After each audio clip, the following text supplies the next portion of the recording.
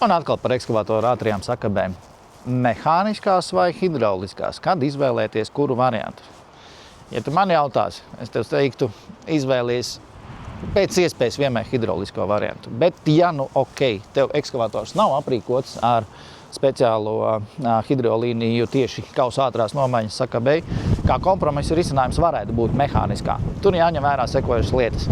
Mini ekskavatoriem kaut gan arī ar jautājumiem. Un jo lielāks ekskavators, jo sliktāk, grūtāk viņu aiztaisīt mehāniski ciet. Ir skrūvējami varianti, ir ar lauznīti atslogojami varianti.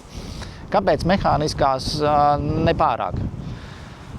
Vai pareizāk sakot, kāpēc hidrauliskās? Jā, šī līnija, viņa ir vienmēr ar pastāvīgu spiedienu. Proti, tad, kad tu esi uzkabinājis kausu, viņa vienmēr mēģina piespīlēt, neatkarīgi no tipa. Šis tips, vai skandināvu S-tips, vai NTP, vai Lēnhops, viss iet runa par šo līniju, kas taisa to sakabi ciet. Tā, kad tu beidz darbību, viņa vienmēr pārdod to spiedienu. Viņa vienmēr spīlē. Rezultāts, viņa nekratās, neļurkājās.